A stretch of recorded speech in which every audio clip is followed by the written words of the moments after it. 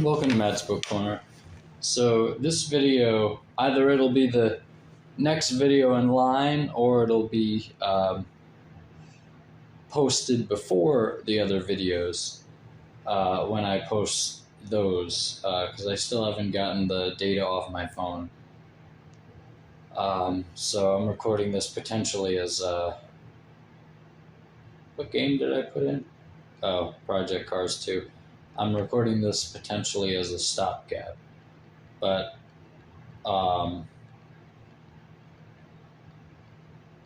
yeah, I like Project Cars 2. I think it's sort of breathtaking with the amount of customization it has and stuff. It might be like the Elite Dangerous of racing games. Elite Dangerous is the space flight game that's apparently very complex or something, but you can fly all around the universe. Although I would say, well, No Man's Sky, you can fly around the universe. And yeah. Oh no, did this thing freeze? I think it's frozen on Slightly Mad Studios. No, it's not. Never mind. Yeah, so I've got my little tower of books over there now. It's not the first tower I've built. Not the first tower of books, but hopefully it will be the first one that I actually work through. And it's not a bad one. I sort of laid it out. Okay. I don't need to listen to you. You could choose what call you want to drive. The calls are listed by manufacturer. How about they're listed by Yo Mama? Livery select. Yeah, baby. Look at this beautiful, beautiful car. Wait a second. Okay, good. And that's the car I'm driving.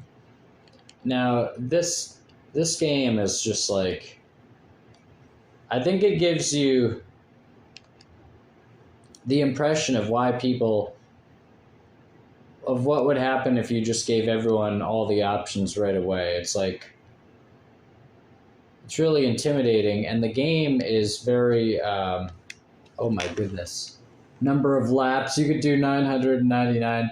The game is just brutal. Okay, I'm gonna set it for 3 laps. Okay, now let's screw everything else. I just set it for 3 laps and went to a German Hockenheim Classic GP course in Germany. I'm actually looking forward to this. See, in this, I am not going to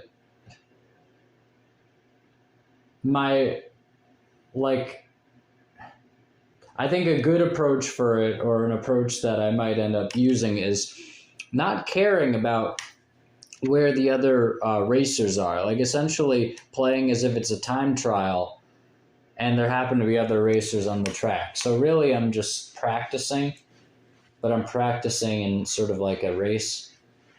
Now, yeah, I'm inching through The Witcher, The Last Wish. If I can get through The Last Wish quickly. Oh, it was all that loading just for a menu? Oh, here we go. Okay. A menu that goes right to the race. Oh boy, this is incredible. If I can just finish The Witcher, then Portnoy's Complaint, I think that's going to be like... I have tended to be like, oh, once I make it to the next book, and then once I start reading that, it's like, once I make it to the next book, and, you know.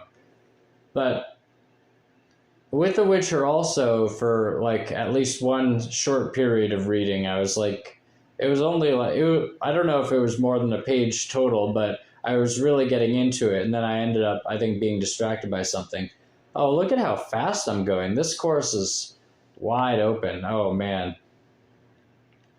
Oh. And when everyone stops in front of you, you slam on the brakes. Oh, man. I hit somebody, I then hit somebody else. I'm getting these race penalties. It was a race crime. Oh wait, no, a hate crime, a race crime. Oh, that's a hilarious phrase, though. You know, in the sense of how it has friction with our cultural sensitivities. Oh my goodness, a race crime. Oh man, but anyway, yeah, I'm liking The Witcher so far. I think it's. I mean, I'm liking it enough. It's okay. I mean, The Last Wish. Like he's sort of waiting. I'm still in the first short story, like first standalone short story, because then there's I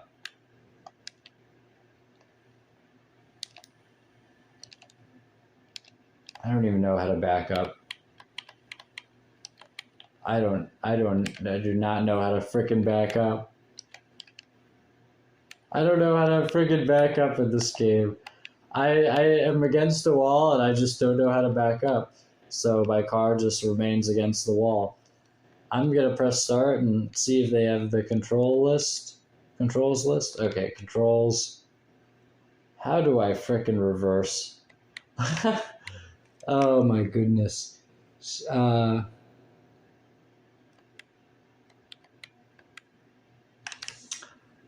I don't know how to reverse. I'm looking at the controls. I don't know how to reverse. They tell you how to steer, throttle, brake, handbrake. I guess I have to go to the reverse gear. I don't know. Let's see if I was thinking that might be the way. Okay. Now I'm in the reverse gear. I'm in the reverse gear, but I'm not actually going in reverse. How do I do this? I am like so at a loss.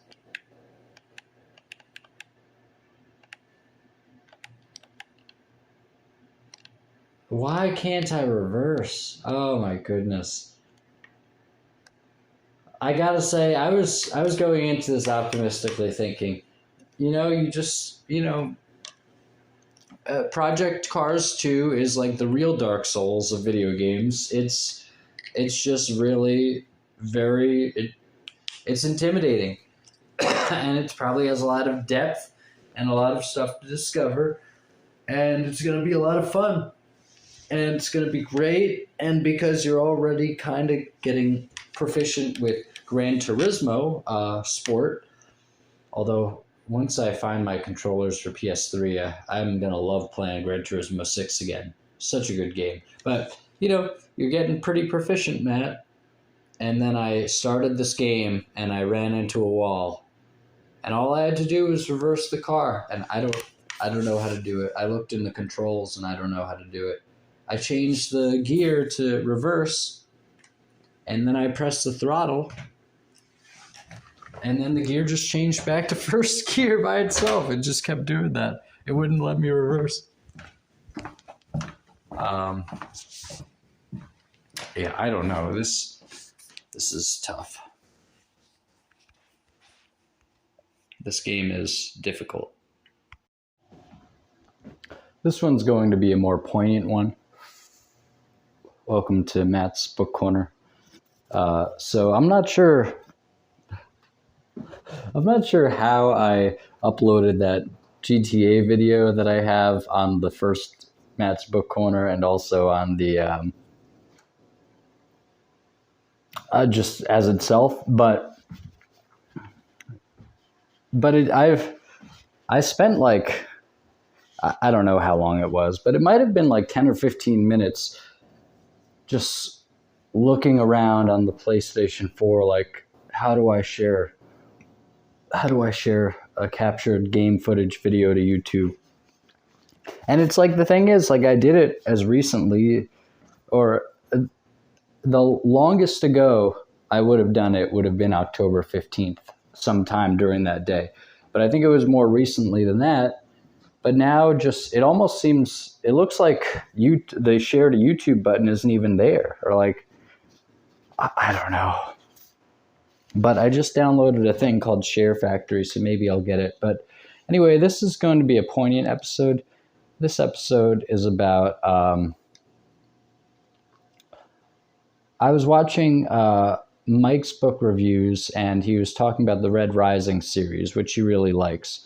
And of course, when I see Red Rising or when I hear about it, oh boy, now this does look like a good thing, Share Factory. When I see Red Rising, I think, oh shit. I think choose theme. This is weird.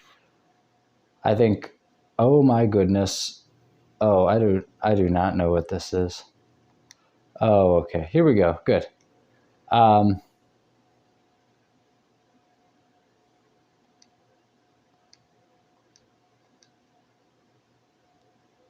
do not know how to do this program. Okay, so Red Rising. I was in the second detention center / I don't know what's the difference between like a jail and a prison. Just like I remember being on a boat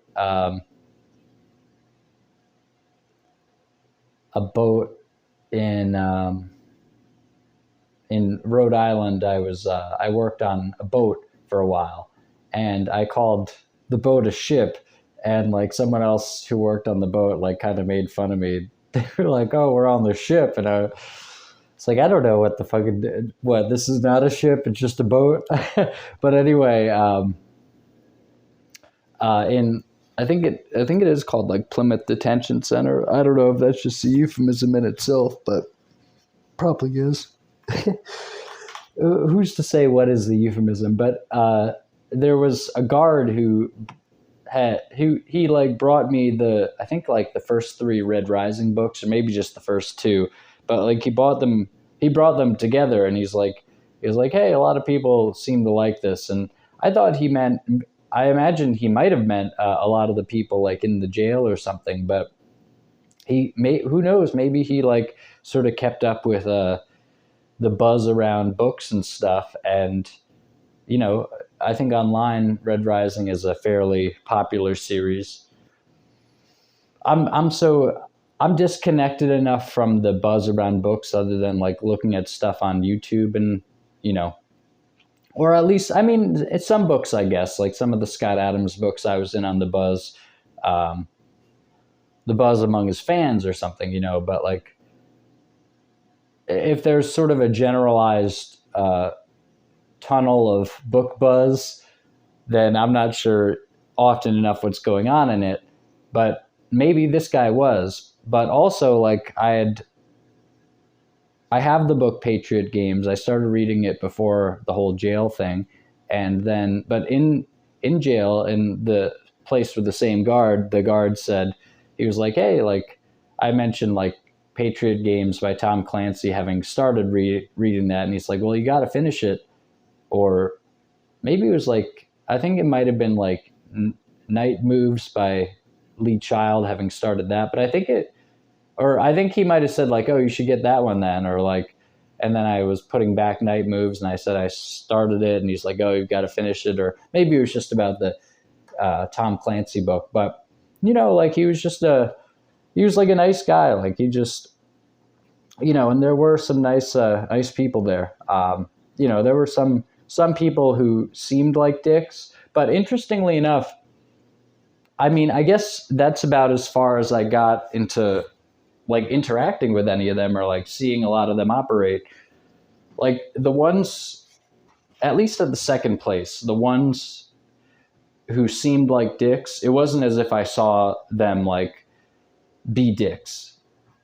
Even like the guy who like you could say was the most like dickish towards me, or like seemed to have the most disapproval for me or something, like he was still, it would be more like he came off like a dick than like he actually was. Like, I mean, as far as I know anyway, there was one time where I got like a food tray, and it was when I was in the cell with somebody else in the PC solitary unit, but I got a food tray, and like it was on one of the food trays. So, but anyway, it was like, it looked like boogers or like something on like the apple, and it was like there was a hair on it, or it was pretty gross. And so I don't know exactly how that happened or who that was, but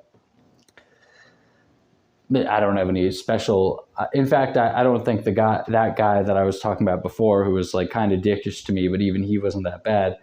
I don't think he was even someone who walked up to the door with that. In fact, I think it seemed like two people that I saw less or like not at all other than that, who were the guards who brought that up to the door.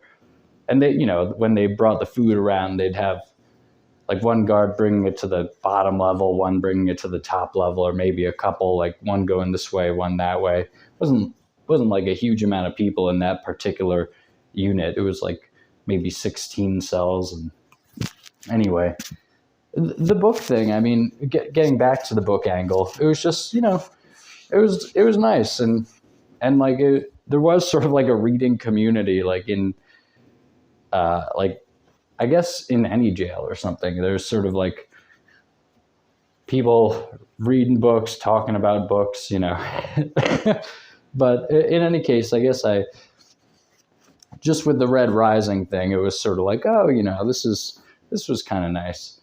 But anyway, if I do put this up, this may be this far into the series as far as the date would have it and the chronology of it being recorded, or it may be just one of the earlier episodes before some of the other ones, maybe, because I don't have the other ones available to me right now. So we'll see how it works. But if you want to hear more about that, I've talked about it in like every other episode.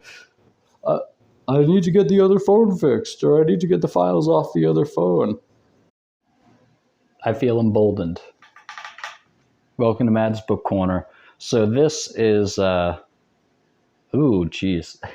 This is, I figured out the Share Factory does work. So I figured out at least how I can share clips that I have on my PlayStation's own non-external hard drive of gameplay to YouTube. Now, there are clips that I have on a different external hard drive that I formatted just to save all the gaming clips that I had and save new ones. And this is separate from the external hard drive that's being used as extended storage. And I'm not totally sure yet how I'm going to get those clips from that extra hard drive to anywhere. I don't know. I think it might be formatted in a Windows formatted. I think it might be formatted in a Windows way. And if it is, then I just have to put them on a Windows computer. I have a Mac laptop, so I just have to use a different computer and put them on the other computer. And then I can upload them from there. So what other computer I can use to upload them with, I'll have to think about where I'm going to do that. I think there might be like a laptop that's a Windows kind that my mom had got for me for like a couple Christmases ago. And then I was like, I can't use this. I already have my probation monitoring software on my laptop, the Mac one, and now I'm off probation, so I could go use that if she still had it lying around or something. But or I could figure out, I could just find a different computer that I could use, and like, I don't know. But in any case, there may be some way that I can figure that out, or somehow do it through the PS4 would seem like an easier way to do it. From what I've looked at it looks like they sort of block you from manipulating the data on the other external hard drive. Like maybe if it's not the one you're using as extended storage, and you could say, well, just set this one as extended storage temporarily, and don't use, like, unplug the other one and then just plug it back in after you're done with this. But I think you might have to format it again to use it as extended storage, and I don't know. You know what? Maybe somehow using the Share Factory program, I'll be able to get videos off of that and upload them. But anyway, I think one thing that Harold Bloom said, now this is Matt's book corner, poetry is included because poetry is often published in books. So if that came off sounding really sarcastic, then I actually, the place I was coming to it from, I think was more just sincerely explanatory. Like, poetry is published in books. Like just sort of explaining why it counts for this channel. But anyway, Harold Bloom in his book, which I haven't read, but I've watched some YouTube videos about, in his book, like including an interview that he had with Charlie Rose, and then some guy who, I think his channel is called Better Than Food. This guy talks about books, and he was reviewing that book. And it's interesting with figures like Harold Bloom because you look for the Harold Bloom was apparently controversial. I've talked about this before, but hilariously, the Best American Poetry the edition of that I got after getting out of jail was this. It was the 2021 edition, and I mean, on the cover there's like art of like a fencer in white and a fencer in black fighting each other, maybe on top of a chessboard or something, which would seem to be kind of Masonic symbolism. Maybe it's kind of Masonic to begin with, but it was like, oh, well, this seems like it might be identity politics and stuff in these poems. But then in the introduction, I think it was David Lehman, the series editor, and then, in the introduction by the series editor, not by that particular book's editor, because there's like a series editor with those Best American books, I think, and then they'll pick a new editor for each one. And sometimes they'll pick like a really prominent person, like for the Best American Short Stories. Stephen King was an editor one time. I think Don DeLillo was. I imagine they've had some prominent ones in poetry, but perhaps none more prominent than Harold Bloom himself and David Lehman, or whomever it was who was the series editor, who was series editor. He said in the Best American Poetry if it wasn't 2021, it would have been 2020. It's the one with like a yellowish and green on the cover. I've described it well enough, I think. But he's talking about Harold Bloom having died in his introduction, and he mentions that Harold Bloom had edited the best of the Best American Poetry, and he didn't include any poems from this particular poet's, from this particular edition during like this, within the span of years that he was selecting from, which would have been all the years that it had been published up until that point. The Best American Poetry collections each year, which draw like poetry from all these, they tell you at the beginning of, I think they generally will tell you in one or maybe more than one of the introductions at the beginning of those books, like how they went about it, blah, blah, blah. But I think they like draw from all the poetry magazines that came out that year, and like from this and from that, maybe even from poetry books that were released, saying like, hey, this is one of the best ones, blah, blah, blah. I'm not sure if they do that, but I think they might. Anyway, however it works, Harold Bloom had not included any from a particular author, or a particular poet rather, whom I recognize the name of actually from having like looked through some poetry collections, and I think we might have read a poem or two of hers or whatever, or someone might have said her name, or I might have seen her name in some of the materials for some of my college stuff in poetry. But anyway, Harold Bloom didn't include any of the poems that she had picked for the year that she was doing. So he hadn't included any of the poems from her year and in his introduction to his Best of the Best American Poetry edition, he says something about this, apparently, I think. Actually, I think I ended up getting out of the library his version, and I read some of the introduction, I think. But anyway, like I think he mentioned this. He's like, oh, none of the poems in her collection were worth including. They were all just about identity politics and stuff, and essentially like they were more the author being political, or like saying something maybe like not egotistical, but like saying something based in like identity considerations rather than like writing a great poem. And so it's just hilarious. So like, Yeah, but you usually, so with Harold Bloom, he said to memorize poetry in the book, but to go back to my explaining about Harold Bloom, you look for, see these like controversial figures like Harold Bloom talking about the identity politics and how that's not great in literature. Of course, actually, Harold Bloom is one of these guys who will talk about that, but he still seems to be more on the side that would be doing that identity politics stuff, maybe aside from the identity politics stuff, similar to like Michael Sugrue actually on YouTube, similar to how he seems to be. I saw a comment where he like somebody was saying about a Michael Sugrue video. They were like, I think it was the one on the book on the Bible, or maybe it was the one on Gilgamesh or something. If it was the one on the Bible, I think it might have been about Genesis or something. So I think he's done multiple on that, but like the Western canon and then the Bible, episode 1 or 2, I don't know. But the guy said like, oh, or maybe it was something else, but the guy was like, oh, like this guy, Michael Sugrue, he's just picking from, what was selected for us as like the literature that would be passed down through the years, like essentially sort of making kind of a truther comment about it, like, this is similar to Alan Watt, not Watts, but Watt, similar to Alan Watt, often enough saying like, your culture is given to you. Like, I'm not sure if I'm going to be able to do, it'd be a great impression to do because he has such a melodious, beautiful voice, but like your culture is given to you, like, oh man, Alan Watt's awesome.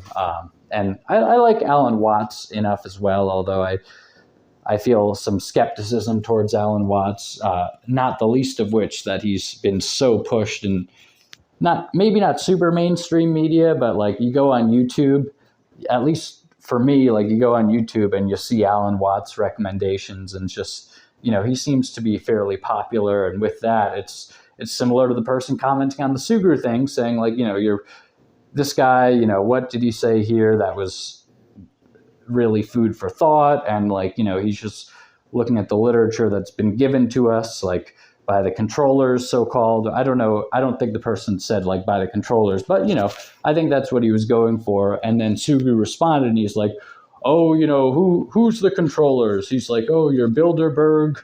Like Matt McKinley says, welcome to Bilderberg, your home of the Bilderberger. You're Bilderberg, you're CFR, you're this, you're Mace. Don't forget the Masons or something. He's like, I picked all my own books and I read 100 times more than the books I talk about to make my selections for what's important to talk about or whatever. And it's like, he's just so Sugrue. He's so, I like his talks. Like I've watched a decent amount of them. I like him, but he is so like, he just discounting all of the fact that he named all those organizations and stuff. It's like, well, you could sort of get the impression that he's well enough. He knows a little more about like what a so-called conspiracy theorist might say than your average person. So you can give him points for that. Or maybe these things have just slipped into public consciousness enough that it's sort of like a testament to, how much work the truth community has done. Or Matt McKinley might say it's sort of a testament to how these things are also given to you, but they're given to the truth community to look into.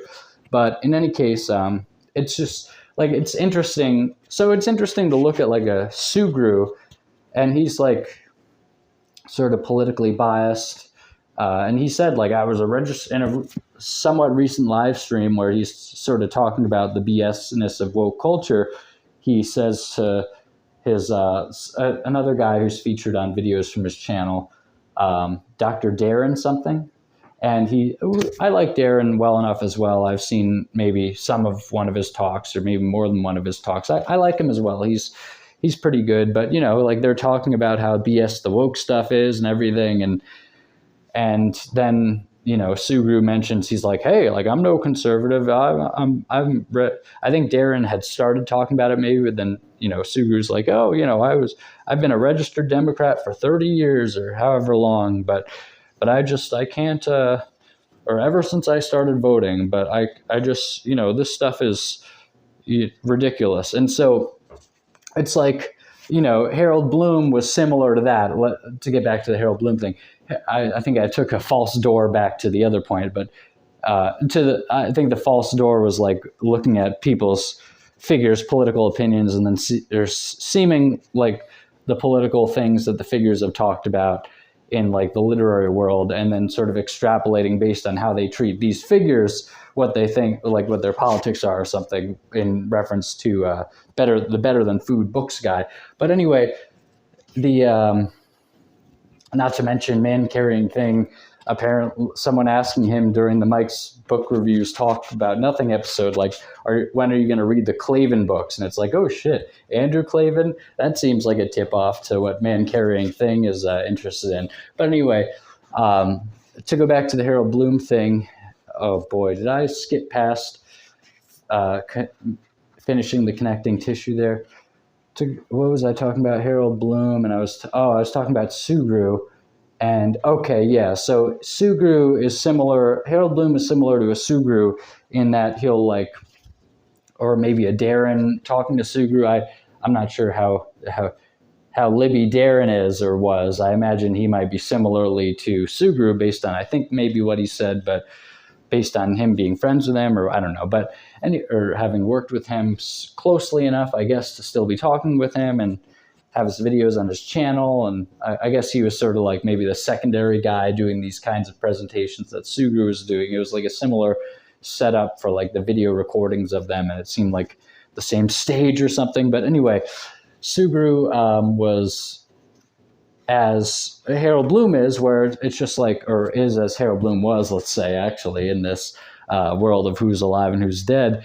Sugru's still alive, Bloom is not, but Sugru said something like, okay, well, or no, it's just like basically Sugru criticized the wokeness just like Bloom was more OG really criticizing the wokeness back in the day from the perspective of appreciating literature. But somehow they both still seem to be wrong about so many things in terms of their seeming to be really Libby. But anyway, okay, so I'm going to Harold. Anyway, going back to the, how to read and why or something.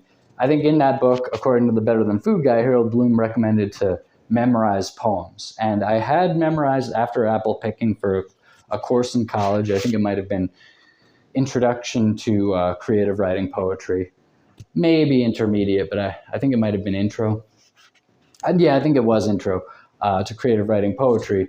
And the teacher asked, or the professor asked us to memorize poems, like that was an assignment, I guess, or to memorize one poem. And I picked After Apple Picking, and I was able to do it, and it's a haunting poem. It's cool, but here's directive. And if there's another poem that I was going to memorize, this would be it. But I'm going to read it now in this episode in It.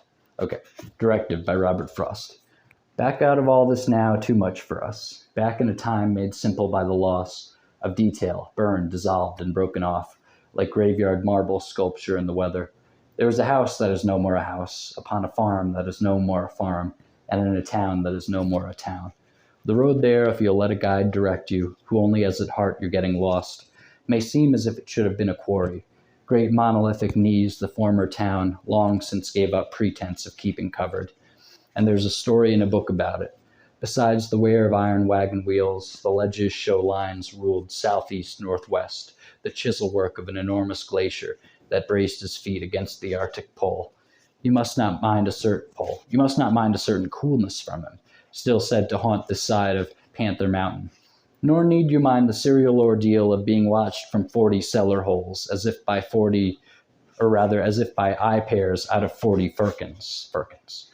As for the wood's excitement over you, that sends light rustle rushes to their leaves, charge that to upstart inexperience.